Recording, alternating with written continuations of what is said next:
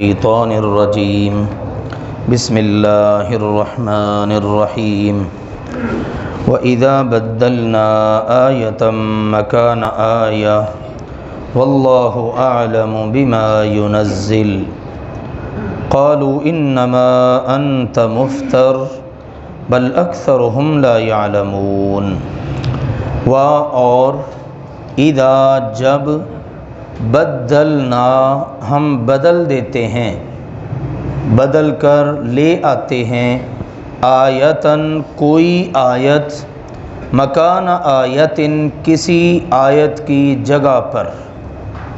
ایک آیت پہلے اتری، اب اس کی جگہ اللہ تعالیٰ نے کوئی اور آیت بدل کر اتار دی، اس بات کا یہاں پر ذکر ہے۔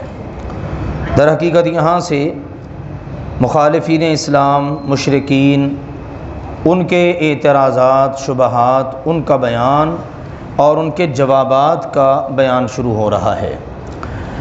تو سب سے پہلی بات اللہ نے جو ذکر کی ہے وہ اس آیت میں ہے کہ جب اللہ تعالیٰ نے فرمایا ہم کوئی آیت بدل کر اس کی جگہ دوسری آیت لے آتے ہیں، یہ ہوتا ہے نسخ کا معاملہ۔ پہلے اللہ نے کوئی آیت مبارکہ اتاری، پھر اس کے بعد لوگوں کے حالات کی مطابقت سے، ان کی ضرورت کی مناسبت سے کوئی اور آیت اتار دی، کہا چلو پہلے والا حکم اب منسوخ ہے، اب یہ والے پر تم نے عمل کرنا ہے، یہ چیز ہوتی ہے۔ تو اللہ تعالیٰ نے فرمایا جب ہم اس طرح کرتے ہیں، واللہ اور اللہ تعالیٰ اعلم خوب جانتا ہے، بما اس کو، ینزل جو وہ نازل کرتا ہے۔ اللہ تعالیٰ کو پتہ ہے اللہ نے کیا نازل کرنا ہے اپنے مصطفیٰ کریم صلی اللہ علیہ وآلہ وسلم پر۔ جب یوں ہوتا ہے نا قالو، تو یہ آپ کے مخالف منکرین رسالت کہتے ہیں انما سوائے اس کے نہیں، انت آپ صلی اللہ علیہ وسلم تو مفتر گھڑ لینے والے ہیں۔ یہ تو اپنے پاس سے گھڑ لیتا ہے قرآن پاک کلام اور کہتا ہے اللہ کی طرف سے، معاذ اللہ ثم معاذ اللہ۔ یہ ان کا بہت بڑا شبہ تھا۔ کس بنیاد پہ تھا؟ کہ ان بیچاروں کو سمجھ ہی نہیں آئی کہ اللہ تعالیٰ نے کیا آیت اتار دی ہے، اس میں کیا حکمت ہے۔ اس لیے اللہ نے فرمایا بلکہ اکثرہم، ان میں سے اکثر، لا یعلمون جانتے ہی نہیں ہیں۔ اس کا مطلب ہوتا ہے بہتان لگانے والا، دوسروں پر کیچڑ اچھالنے والا بیچارہ جاہل ہوتا ہے۔ یہ جاہلوں کا کام ہے، بے علم لوگوں کا کام ہے، علم والے لوگ کبھی ایسا نہیں کرتے۔ تو کہا ان کی اکثریت بے علم ہے، علم ہی نہیں ہے بیچاروں کو کہ حقیقت حال کیا ہے۔ منہ اٹھایا اور نبی اکرم صلی اللہ علیہ وسلم پر بہتان جڑ دیا کہ معاذ اللہ ثم معاذ اللہ، آپ تو گھڑنے والے ہیں، اپنے پاس سے کلام بنا کر سنا دینے والے، اور ہمیں کہتے ہیں اللہ کا کلام ہے۔ تو یہ اللہ سبحانہ و تعالیٰ نے ان کی بات کو نقل کیا اور ان کو ڈانٹ پلا دی کہ ان کی اکثریت کو پتہ ہی نہیں، یہ تو جہلا ہیں، جاہل لوگ ہیں۔ ہوتا یہ تھا کہ اللہ تعالیٰ پہلے کوئی آیت نازل فرما دیتے اور پھر وقت کے ساتھ ساتھ اس کو بدل دیتے۔ یہ ہر شریعت میں رہا، ضرورت کے مطابق۔ بعض اوقات ایسا ہوا کوئی سخت حکم ہوتا، ایک دم سے اس کو نافذ کر دیا جائے تو انسانی فطرت اس کو قبول نہیں کرتی۔ اللہ نے آہستہ آہستہ بہت سارے گناہ چھڑوا دیے۔ شراب کے رسیہ تھے وہ لوگ، اللہ نے پہلی بار ہی نہیں کہہ دیا شراب حرام ہے اور بس ختم، نہیں۔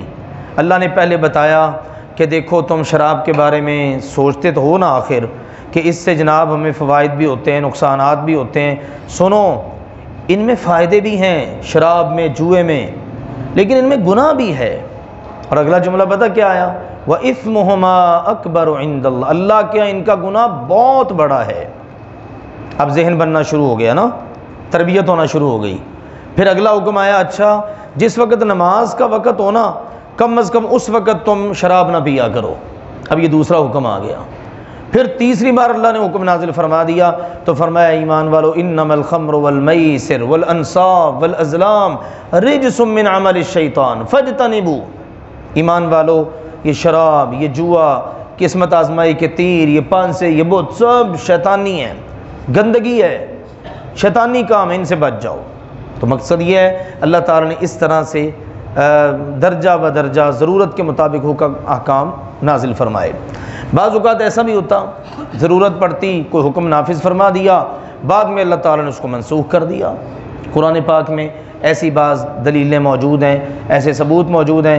اللہ نے پہلے آیت نازل فرمائی، مثال کے طور پر اللہ نے کہا جو بندہ فوت ہو جاتا ہے نا، وہ مرنے سے پہلے نا، فوت ہونے والا وصیت کر دے، الوصیۃ للوالدین والاقربین، والدین کے حق میں وصیت کر دے، قریبی رشتہ داروں کے حق میں وصیت کر دے کہ وہ جب میں مر جاؤں تو میری امی کو، میرے ابو کو اتنا اتنا دے دینا، میرے یہ فلاں فلاں رشتہ دار ان کو دے دینا۔ اللہ نے بعد میں پھر ایک اور آیت نازل کی اور اس میں کہا اب اللہ نے تم سے یہ حق ختم کر دیا ہے، اللہ نے خود اس سے مقرر کر دیے۔ فوت ہونے والے کے والدین زندہ ہیں تو ماں کو اتنا ملے گا، باپ کو اتنا ملے گا، اولاد زندہ ہے بیٹوں کو اتنا ملے گا، بیٹی کو اتنا ملے گا، شوہر ہے تو بیوی کی وراثت سے اس کو اتنا ملے گا، بیوی ہے تو شوہر کی وراثت سے، یہ ساری تفصیل اللہ نے بتا دی۔ تو اس آیت کو اللہ نے منسوخ کر دیا، ٹھیک ہے نا۔ تو یہ ضرورت کے مطابق ہوتا ہے، اس لیے اللہ نے کہا اللہ کی مرضی ہے، اللہ جو چاہے نازل کرے، جس چیز کو چاہے ختم کر دے، جس چیز کو چاہے جاری رکھے۔ اللہ کسی کا محکوم تو نہیں ہے نا، نہ اللہ نے کسی سے پوچھنا ابھی کروں کہ نہ کروں، ایسا بھی کچھ نہیں ہے۔ تو یہ اللہ کی مرضی ہے۔ چونکہ یہ لوگ بے علم ہیں بیچارے، ان کو پہلی شریعتوں تک کا نہیں پتہ، تورات انہوں نے نہیں پڑھی، انجیل انہوں نے نہیں پڑھی، زبور کا ان کو نہیں علم، صاحب کا شریعتوں کا نہیں پتہ، ان میں بھی اللہ تعالیٰ ایسا کرتا رہا ہے، اللہ کی مرضی ہے، ٹھیک ہے۔ تو یہ اللہ کا حکم ہے۔ دوسری بات ہے آیہ سے مراد ہوگا معجزہ، جیسے ابراہیم علیہ السلام کو کئی ایک معجزات اللہ نے دیے، آگ میں گئے، آگ نے جلایا ہی نہیں، پرندے جو ہے نا ان کے سامنے ان کے اندر روح پڑی اور وہ جناب ان کو حالانکہ انہوں نے اپنے ہاتھوں سے ذبح کیا تھا، یہ معجزہ تھا۔ موسیٰ علیہ السلام ان کا ہاتھ مبارک، ان کی لاٹھی، یہ سب۔ تو اللہ سبحانہ و تعالیٰ نے یہاں پر یہ جواب دے دیا اللہ چاہے تو کسی معجزے کو بدل کر اس کی جگہ دوسرا معجزہ لے آئے۔ اب نبی اکرم صلی اللہ علیہ وسلم کو اللہ نے متعدد معجزات عطا کیے، آپ کی انگلیوں مبارک سے پانی کے چشمے جاری ہو جاتے، آپ نے کڑوے پانی کے کنویں میں اپنا لعاب مبارک ڈالا، وہ پانی میٹھا ہو گیا، بے شمار مثالیں ہیں۔ لیکن سب سے بڑا معجزہ وہ قرآن پاک ہے، یہ قرآن پاک جس نے چیلنج دیا اس جیسی صرف ایک سورت لے آؤ یا ایک آیت ہی لے آؤ، چلو، آج تک اس کے اس چیلنج کا جواب نہیں دیا جا سکا۔ تو یہ قیامت تک کے لیے معجزہ ہے، اور اتنا عظیم الشان معجزہ ہے، آج بھی اس کو پڑھیں تو اس کے بڑے فوائد حاصل ہو جاتے ہیں۔ تو مقصد بتانے کا یہ ہے اللہ تعالیٰ نے اگر پہلے والے معجزات اور انداز کے رکھے، اب ان کی جگہ اللہ نے اپنے نبی محمد صلی اللہ علیہ وسلم کو کوئی اور معجزہ دے دیا، تو اس میں پریشان ہونے والی کیا بات ہے؟ نبی اکرم پر کیچڑ اچھالنے کی ضرورت کیا ہے؟ آپ پر بہتان لگانے کی ضرورت کیا ہے؟ آپ کو معاذ اللہ ثم معاذ اللہ گھڑنے والا کہنے کی ضرورت کیا ہے؟ تو کیوں اس طرح کی حرکتیں تم باتیں کرتے ہو؟ یہ تو اللہ کی مرضی ہے، اللہ جو چاہے وہ سو اتار دیتا ہے۔ تو اللہ تعالیٰ نے فرمایا ان میں سے اکثر لوگ جانتے ہی نہیں ہیں۔ تو یہ پہلا ان کا اعتراض یہاں نقل ہوا اور اس کا جواب اللہ نے دے دیا ان لفظوں میں کہ ان کی اکثریت بے علم ہے، جاہل ہے، اللہ کو پتہ ہے اللہ نے کیا اتارنا ہے، اور نبی اکرم صلی اللہ علیہ وسلم پر اللہ تعالیٰ جو اتار رہا ہے وہ اس کو پوری امانت و دیانت سے اللہ کی مخلوق تک پہنچا رہے ہیں۔ فرمایا قل، دوسری انداز میں جواب فرما دیجئے، نزلہ، اس کو نازل کیا ہے، قل فرما دیجئے نزلہ، اس کو نازل کیا ہے روح القدس، پاکیزہ روح نے، من ربک، آپ کے رب کی طرف سے، بالحق، حق کے ساتھ۔ روح القدس یہ جبریل علیہ السلام کا لقب ہے، پاکیزہ روح، مقدس روح، ٹھیک ہے نا، جو غلطیاں نہیں کرتے، اللہ تعالیٰ کی نافرمانی نہیں کرتے، اللہ تعالیٰ جو حکم دیتا وہی کرتے ہیں۔ اب یہ انہوں نے اللہ کا قرآن اتارا ہے تو اپنی مرضی سے نہیں، من ربک، آپ کے رب کی طرف سے، ٹھیک ہے نا۔ اللہ تعالیٰ نے قرآن پاک میں کہا وَإِنَّهُ لَتَنزِيلُ رَبِّ الْعَالَمِينَ نَزَلَ بِهِ الرُّوحُ الْأَمِينُ عَلَى قَلْبِكَ لِتَكُونَ مِنَ الْمُنذِرِينَ، یہ قرآن رب العالمین کی طرف سے نازل شدہ ہے، اس کو لے کر اترنے والے جبریل امین ہیں، روح امین، اور نبی اکرم صلی اللہ علیہ وسلم کے قلب اطہر، پاکیزہ مقدس دل کا انتخاب ہوا ہے، اس پر یہ قرآن اتارا جا رہا ہے۔ تو یہاں کہا فرما دیجئے اس قرآن کو اتارا ہے روح قدس، پاکیزہ روح نے آپ کے رب کی طرف سے حق کے ساتھ۔ اس میں اس بات کا پیغام بھی مل گیا، اس میں جو ہے مکمل حق ہی حق ہے، باطل، غلط، شک شبے والی بات، جھوٹ والی بات، اس کا شائبہ تک نہیں ہے اللہ کے اس کلام میں۔ لیثبت، تاکہ جما دے، الذین، ان لوگوں کو، آمنوا، جو ایمان لائے۔ یہ قرآن اس کے ذریعے ان کے دل جم جائیں گے، مضبوط ہو جائیں گے اللہ کی شریعت پر۔ اچھا اللہ نے پہلے یہ حکم اتارا تھا، اب یہ اتار دیا، آمنا وصدقنا، ہمارے رب بھی کا تو پیغام ہے، ہمارا ایمان اور مضبوط ہو گیا ہے، کیونکہ اگر نبی پاک اپنی طرف سے بات کرتے تو ممکن ہے نہ بدلتے، لیکن یہ ان کا بدل لینا بذات خود دلیل ہے یہ اپنی طرف سے بات نہیں کر رہے، جو اللہ اتار رہا ہے وہی بات کر رہے ہیں، تو کتنی بڑی یہ دلیل ہے۔ تو فرمایا ایمان والوں کے دل مضبوط ہو جاتے ہیں، وَہُدًى، اور یہ قرآن ہدایت ہے، وَبُشْرَىٰ، اور خوشخبری ہے، للمسلمین، مسلمانوں کے لیے۔ ٹھیک ہے، مسلمان جو ہیں جب اس کے مطابق چلیں گے سیدھا رستہ ملے گا، سیدھے رستے پر عمل پیرا ہوں گے تو اللہ تعالیٰ کی طرف سے ان کے لیے خوشخبریاں ہی خوشخبریاں ہیں۔ وَلَقَدْ، اور البتہ تحقیق، نَعْلَمُ، ہم جانتے ہیں، دوسرا اعتراض اور اس کا جواب، فرمایا ہم جانتے ہیں، انہم، کہ بے شک وہ، یقولون، کہتے ہیں، انما، در حقیقت، یعلمہ، سکھاتا ہے اس کو، بشر، ایک بشر۔ یہ وہ آپ علیہ الصلوۃ والسلام پر اعتراض کرتے ہیں۔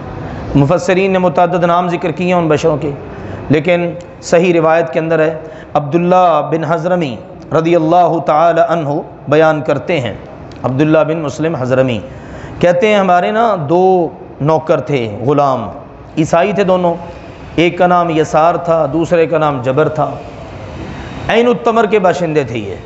یہ آئے مدینہ میں، عیسائی تھے نا، تو یہ اپنی نا انجیل پڑھا کرتے تھے، تو نبی اکرم صلی اللہ علیہ وسلم کبھی گزرتے ہوئے ان کے پاس کھڑے ہو جاتے، آپ سنتے بھی یہ کیا پڑھ رہے ہیں، تو ان ظالموں نے، مخالفین اسلام نے جب دیکھا تو انہوں نے اعتراض کر دیا، فوراً سے جناب انہوں نے جڑ دیا، مشرکین مکہ کو بات پہنچی، انہوں نے جڑ دی بات، ٹھیک ہے، انہوں نے بات کیا کہ انہوں نے کہا دیکھو اس محمد کو تو معاذ اللہ یہ بندہ سکھاتا ہے، تو اس سے سیکھ کر ہم نے خود دیکھا ہے، وہ فلاں یسار کے پاس، یہ جبر کے پاس کھڑا ہوا تھا محمد صلی اللہ علیہ وسلم، اس سے سیکھ کر تو ہمیں سنا دیتا ہے اور کہتا ہے یہ قرآن ہے۔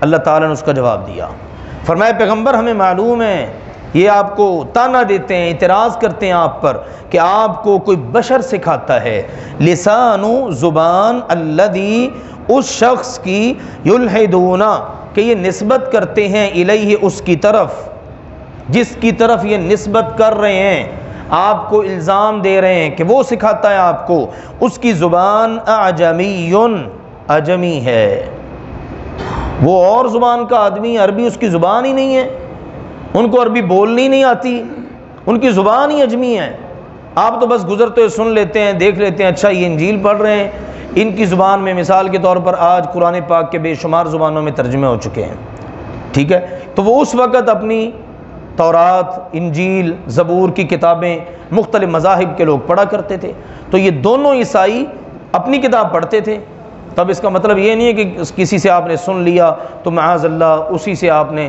سیکھ لیا اور سمجھ لیا اور آ کے لوگوں کو وہی کلام بتانا شروع کر دیا۔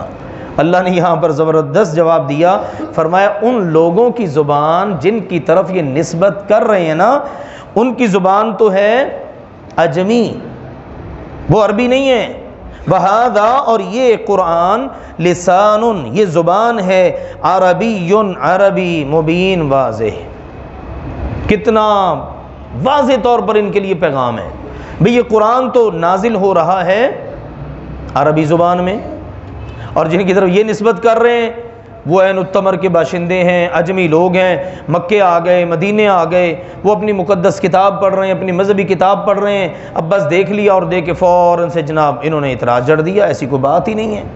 سب سے بڑی دلیل یہ ہے جس زبان میں وہ بول رہے ہیں، پڑھتے ہیں، وہ اجمی ہے، اور یہ محمد صلی اللہ علیہ وسلم ان کی زبان بھی عربی اور یہ قرآن بھی عربی زبان میں اتر رہا ہے، تو بتاؤ اب اس کا تمہارے پاس کیا جواب ہے؟ تو اللہ سبحانہ و تعالیٰ نے ان کو ایسا مسکت جواب دیا ان کے اس اعتراض کا کہ یہ بات تمہاری بنتی نہیں ہے۔ اصل بات جو ہے وہ پھر اگلی آیات میں مزید ذکر ہو رہی ہے، انشاءاللہ اگلی کلاس میں ان کو پڑھیں گے۔ وَإِذَا بَدَّلْنَا آیَةً مَّكَانَ آیَةٍ، اور جب ہم کسی آیت کی جگہ پر دوسری آیت کو بدل کر لے آتے ہیں، وَاللَّهُ أَعْلَمُ بِمَا يُنَزِّلُ، اور اللہ تعالیٰ خوب جانتا ہے اس کو جو وہ اتار رہا ہے، قَالُوا إِنَّمَا أَنْتَ مُفْتَرٍ، تو اس بدلی ہوئی آیت کو سن کر یہ کہتے ہیں آپ تو معاذ اللہ گھڑنے والے ہیں، بل اکثرهم لا يعلمون، بلکہ حقیقت یہ ہے ان میں سے اکثر لوگ جانتے ہی نہیں۔ قل نزلہ روح القدس من ربک بالحق، فرما دیجئے اس قرآن کو اتارا ہے پاکیزہ روح جبریل امین نے آپ کے رب کی طرف سے حق کے ساتھ لیثبت الذین آمنوا تاکہ وہ ایمان والوں کو مضبوط کر دے، جما دے، وہدی وبشریٰ للمسلمین اور ہدایت خوشخبری ہے مسلمانوں کے لیے۔ وَلَقَدْ نَعْلَمُ أَنَّهُمْ يَقُولُونَ إِنَّمَا يُعَلِّمُهُ بشر، اور البتہ تحقیق ہم جانتے ہیں کہ وہ لوگ کہتے ہیں کہ آپ صلی اللہ علیہ وسلم کو تو کوئی انسان سکھا دیتا ہے۔ لسان الذی یلحدون الیہ اعجمی، اس شخص کی زبان جس کی طرف یہ اس بہتان کی نسبت کر رہے ہیں عجمی ہے۔ وہذا لسان عربی مبین، اور یہ قرآن یہ اس کی زبان تو واضح عربی ہے۔ سبحانک اللہم وبحمدک اشہد ان لا الہ الا انت استغفرک واتوب الیک۔